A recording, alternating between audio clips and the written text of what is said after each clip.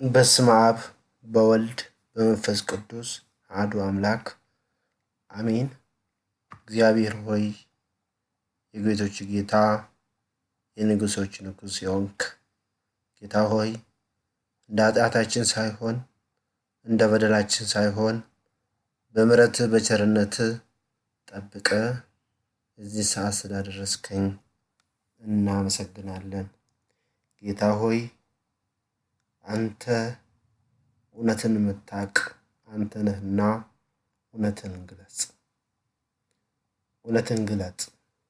አቤቱ ጌታ ሆይ ኃጢአታችንን ይቅር በለን። እህት ወንድሞቼ አገር ውስጥም አገር ውጭም ያላችሁ እንኳን ለአዲሱ ዘመን ለ2012 በሰላም በጤና አደረሳችሁ። ዛሬ በዚህ በዩቲዩብ የመጣሁት አንድ ወንድሜ የተናገረውን መጥፎ ቃላት ስለሰማሁ ቃላቶቹ ውስጤ ገብቶ ስላዛዘነኝ አንድ ነገር ልበል ብዬ ነው። መጀመሪያ ልጅ ቢኒ የሚባለው ብዙ ጊዜ የሱ ዩቲዩብ ይከታተላለሁ። ብዙ ጊዜ የሚወድ የሚያከብር ወንድሜ ነው። ዛሬ ግን እሱ እየተናገረ ያለው አነጋገር ስለሰማው ለዚህ ለወንድሜው መልስ ብዬ በዚህ በዩቲዩብ መጥቻለሁ። ወንድሜ ቢኒ ይሄን ቃል ከሰማ ካንተ አንድ መልስ እፈልጋለሁ። ጥያቄ የምጠይቅህን ጥያቄ በአግባቡ መልስልኝ። አውቃለሁ አንተ ቢዝነስ ሰሪ ነህ፣ ቢዝነስን እየሰራ ነህ። ስራ ቀጥል፣ ምንም ችግር የለም። ገንዘብ እኮ ለይሁዳ ራሱ አልጠቀመም። ይሁዳ ጌታችን ኢየሱስ ክርስቶስ ለስም ክብር ይግባውና ለ30 ሳንቲም ጌታውን ሸጠ እንጂ ምንም ለሱ የተጠቀመው አንድም ነገር የለም። ግን ወንድሜ መጀመሪያ ማሰብ ያለብህ የተናገርከውን ቃል በቃል እንናገር። ቃል በቃል ማለት ነው። እሱ የተናገረውን ቃል አንዴ እንስማ። እምነታችን ውስጥ እየገባ ያለው ወይም ደግሞ እየተከሰተ ያለው በጣም አሳሳቢና አንገብጋቢ ነገር ስለሆነ ነው ማለት ነው። በጣም ብዙ ትክክል አሳሳቢ የሆነ ሁላችንም ውስጥ አለ ይሄ ችግር። ተናገርክ አይደለም ምን ነው ዝም አልክ ያላችሁ በጣም ብዙ ማን ነው እንደዛ አለ? ውስጥ መስመር ታደርሱልኛል። አቤት በእውነት አልተመቸኝም ነበር ሰሞኑን በአጋጣሚ የተርክ የሆነ ምቹ አይነት ሁኔታ ላይ ስላልነበርኩኝ ነው እንጂ ስለተዋህዶ እምነቴ ያሳስበኛል፣ ስለተዋህዶ እምነቴ ያስጨንቀኛል። እኛም እንደዛው ነውኮ እኛም የተዋህዶ ልጆች ነን። ውስጤም ሰላም አጥቷል። በእውነት ለምን ነገር በጣም ተጨንቄያለሁ። አቤት ከሚገባው በላይ ማለት አረታው ግን አቤት ፕሮግራሙ ወይም ደግሞ ንግግሬን ከመጀመሪያ በፊት አንድ መናገር የምፈልገው ነገር ያው ወንድሜ ቅርታም አትጠይቅ፣ ምንም ችግር የለም። እኛ ብዙ ስድብን ከዚህ በፊትም ሰምተናል። ከህፃናት ጀምረን እኮ ብዙ ስድብን ሰምተን እዚህ የደረስን ሰዎች ነን። ምንም ችግር የለም። ስድብና መጥፎ ቃላት የምናገር ሰው እርኩስ መንፈስ ልብ ውስጥ ያለው ሰው ነው እንጂ በእውነት አንተ የተዋህዶ ልጅ ከሆንክ እንዲህ አይነት አስቀያሚ የሆነውን ቃላት አትጠቀምም ነበር፣ አትናገርም ነበር። መጀመሪያ ኦሮሚያ ክልል ውስጥ ያለው መጽሐፍ ቅዱስ አለ ብለሃል። ወንድሜ ያለውን መጽሐፍ አሳየኝ። በኦሮሞኛ አለ መጽሐፍ ቅዱስ ብለሃል። የቱ መጽሐፍ ቅዱስ ነው ያለው? ከኛ በላይ ነው የምታውቀው። ታው አንተ የምታውቀው ወይም አረቄ ቤት ጫት ቤት ሰምተህ ይሆን ይችላል። እኛ ግን በተግባር አልሰማንም።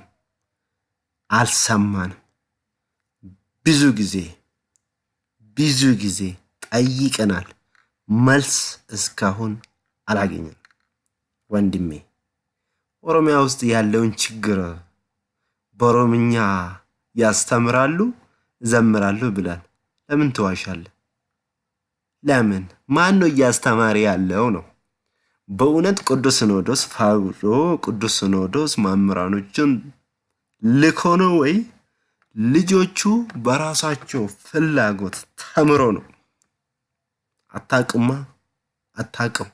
አንተ እኮ የምትሰማው ከአዲስ አበባ ላንተ የምላከውን ሜሴጅ አንብበ ነው እንጂ ምንም አንተ አታውቅም። ስለዚህ ስለ ኦሮሞ ህዝብም ማውራትም ብቃትም ሞራልም የለህም። እኛ እኮ የተዋህዶ ልጆች ነን። ካንተ በላይ አንተ በዩቲዩብ መጥተህ ከአድሰንስ ድርጅት ብር እየሰበሰብክ የምትናገረው ቃላት ሳይሆን እኛ ምንም ብር ሳንቀበል ከክርስቶስ ከጌታችን ከእግዚአብሔር እናገኛለን ጸጋ መንግስት ሰማያትን ብለን ወንጌልን እናስተምራለን። አንተ ግን ብርህን ሰብስብ፣ ከብር ጋር ትጠፋለህ እንደዛው ማለት ነው። ግን አንተ የተናገርከውን ቃላቶች በጣም ያዛዘነኝ ቄስ ተብዬዎች ያልከው ቃል ማለት ነው። ቄስ ተብዬዎች ምን ማለት ነው? በእውነት እነኚህ አባቶች እነኚህ ኮሚቴ አባቶች ካንተ በላይ ስለ ተዋህዶ የሚያውቁ መጽሐፍ ቅዱስን ጠንቅቀው የሚያስተምሩ ምስጢር የሚያስተምሩ አባቶች ናቸው። ከፖለቲካ ነፃ የሆኑ አባቶች ናቸው። እንዳንተ አስቀያሚ የሆነውን ቃላት የሚናገሩ አባቶች አይደሉም። አስቀያሚ አንተ ነህ። ምክንያቱም መጥፎ ቃላት ስለተናገርክ ማለት ነው። በእውነት ስለ ኦርቶዶክስ የምትቆም ከሆንክ እንዲህ አይነት ቃላትን አትጠቀምም ነበር። በእውነት ስለ አንድነት ስለ ቤተክርስቲያናችን አሁን የደረሰችውን ክፋት ማነው አመጣ ብንል እንዳንተ ያለው ሰዎች ናቸው። አንድ ጥያቄ ልጠይቅ። አንደኛ ጥያቄ ጌታችን ኢየሱስ ክርስቶስ ለስሙ ክብር ይግባውና ለ12 ሐዋርያት 71 ቋንቋ እና የመጀመሪያ ራሳቸው የሚችሉ ቋንቋ 72 ቋንቋ ለምን ሰጣቸው? አንድ ጥያቄ ነው። መልስልኝ።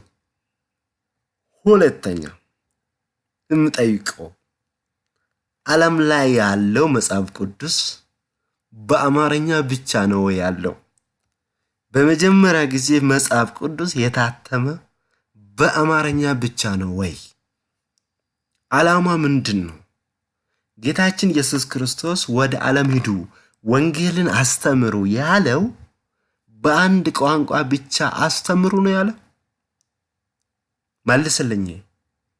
የኢትዮጵያ ኦርቶዶክስ ተዋህዶ ልጆች እንደ ጎርፍ ከቤተ ክርስቲያን ሲሄዱ በዛን ሰዓት አንተ የት ነበርክ? የተዋህዶ ልጆች ወደ ሌላ እምነት ድርጅት በየቀኑ ሲጎርፉ ለምን አልተናገርክም? ዛሬው እኮ እነኚህ ኮሚቴዎች የጠየቁት የኦሮሚያ ቤተ ክህነት ማለት ስለ ኦሮሚያ ክልል ብዙ ችግር ስላለ የአገልግሎት እጥረት ስላለ መጽሐፍ ቅዱስ በኦሮሞኛ ስለሌለ አባቶች በኦሮሞኛ ቋንቋ ስለማያስተምሩ ህዝቡ አማርኛ ቋንቋ በብዛት ስለማይችል ቅዱስ ሲኖዶሱ ኢራሱም ፕላን አድርጎ ህዝቡ ወንጌል ማስተማር ስላልቻለ እነኚህ ኮሚቴዎች ከተቋቋመ በኋላ ከህዝቡ ጋር ውይይት እያደረገ ትውልድን በመጽሐፍ ቅዱስ እየቀረጸ ወደ ክርስቶስ ወደ ቤተ ክርስቲያን እንዲገባ ለማድረግ ታስቦ ነው እንጂ ቤተ ክርስቲያንን ለመከፋፈል የታሰበ አይደለም። እንዳንተ ያለው ጠባብ አስተሳሰብ ያላችሁ ግን ወደ ፖለቲካ ነው። ወደ ጀዋር መሐመድ ምን አገናኘ? ጀዋር መሐመድና እኛ በራሳችን ቋንቋ እንማር የሚለው አስተሳሰብ አንተ በጭንቅላት የምታስብ በእውነት ኦርቶዶክስ የሆነ መንፈስ ቅዱስ ልብ ውስጥ ካለ ምኑ ነው የሚያገናኘው? ጀዋር ተናገረ ወይ? ይሄን ጥያቄ የተነሳው መች ነው? ከ16 ዓመት በፊት አይደለም ወይ? ፓትርያርክ ብፁዕ አቡነ ጳውሎስ ባለበት ዘመን አይደለም ወይ? አንተ ወደዚህ ምድር የመጣ ዛሬ ነው? ለምንድን ነው ሁሉም ነገር ወደ ፖለቲካ ወደ ሌላ ሃይማኖት የምትወስዱት ነው? በእውነት እንዲህ አረጋችሁ ትችላላችሁ ነው ወይ? የአሁኑ ትውልድ ይቀበላል ነው ወይ? እንደፈለክ መናገር ትችላለህ። ምክንያቱም ስለ ኦሮሚያ ውስጥ የለህም፣ ውጭ ነው አለ መናገር ትችላለህ። ኦሮሚያ ውስጥ ብትሆን ግን አትናገርም። እንደ አፍህ ሞልተ አባቶችን አትሳደብ። ያው ይድረስ ለጀዋር መሐመድና የኦሮሚያ ቄስ ተብየው ልጅ ቢኒ ይላል። አንተ ማነህ? ማንነትን እኮ መጀመሪያ ሰው የራሱ ማንነት ማወቅ አለበት ወደ ሌላ ከመምጣት ማለት ነው። በእውነት ወንድሜ አዝኛለሁ። የገረመኝ ግን ክፉ ነገር ለመናገር አስበ መነሳት ነው። መጀመሪያ ይቅርታ ጠየከኝ። ይገርመኛል። ታ ወንድሜ እንዲህ አይነት ጦርነተኛ አንፈልግ። እኛ የምንፈልገው አንድነትን ነው። ቤተ ክርስቲያን የራሷ የሆነ ዶግማ፣ ቀኖና፣ ትውፊት ያላት እንዳንተ ያለ ሰዎች ጭንቅላታቸው በፖለቲካ በዘረኝነት የተበረዙ ሰዎች እዛ ውስጥ ሆኖ የራሳቸውን ቢዝነስ እየሰሩ ቤተ ክርስቲያንን ዋሻ፣ የንግድ ዋሻ፣ የመተት ዋሻ አረጋችሁ እንጂ የተዋሕዶ ቤተ ክርስቲያን ቅድስት ናት። ቤተ ክርስቲያን ቅድስት ናት። ቤተ ክርስቲያን አንዲት ናት። ቤተ ክርስቲያን የሁሉም ናት። ቤተ ክርስቲያን ሰማይም ምድርም ያለች ናት። ቤተ ክርስቲያን ሐዋርያዊት ናት። ካንተ በላይ ዘርዝረን እናስተምራለን። አሁንም እያስተማርን ነው። አንተ እንደምታስበው ነገርም አይደለም። ካንተ በላይ ማውራት እንችላለን፣ ግን መጽሐፍ ቅዱስ እንደዛ አይልም። ወንድምህን እንዳትበድል ስለምል ማለት ነው። በእውነት የተዋሕዶ ልጅ ማሆን ዛሬ ጥያቄ ምልክት ውስጥ ገብተሃል። ጥያቄ ምልክት ውስጥ እኛው እኮ አይዛብ ውስጥ ሆነን ለተዋሕዶ ሃይማኖታችን የቆመን ልጆች ነን።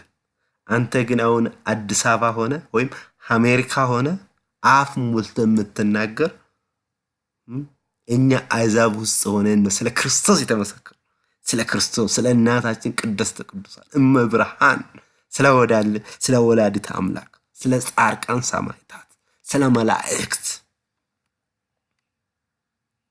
ከአሕዛብ ጋር ከመናፍቃን ጋር በየቀኑ መልስ እየሰጠን ያለ ነው እኛ ነን እንጂ አንተ አስቀያሚ ቃል የሚናገር ሰው አይደለም።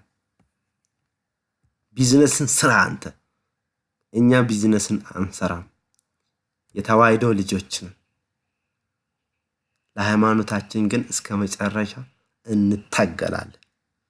በቋንቋችን የመማር መብት የሰጠን ቅዱስ ሲኖዶስም አይደለም፣ እግዚአብሔር ሰማይና ምድርን የፈጠረ የድንግል ማርያም ልጅ ነው፣ ክርስቶስ ነው። በቋንቋችን መማር እንዳለብን ማለት ነው። የቱ ቦታ ነው ህዝቡ ጋር ወደ ገጠር ሄደሃል? ባሌ ምናምን ብለሃል። አውቃለሁ። እዛም ባሌም የት አካባቢ ነው? በኦሮሞኛ አለ። ትክክል። የተዋሕዶ ልጆች ለህዝብ ብሎ ወደ ገጠር እየሄዱ እሱ ራሱ በስንት ልመና ወንጌልን እያስተማሩ ያሉ ብዙ የተዋሕዶ ልጆች ቀናይ የሆኑ አሉ። አንተ ኦሮሚያ ክልል ውስጥ ቆይተሃል። እስካሁን አንድ ቃላት በኦሮሞኛ ተናግረህ ታውቃለህ? ኦሮሞኛ መናገር ያው እግዚአብሔር አይሰማማ። እናንተ አስተሳሰብ ማለት ነው።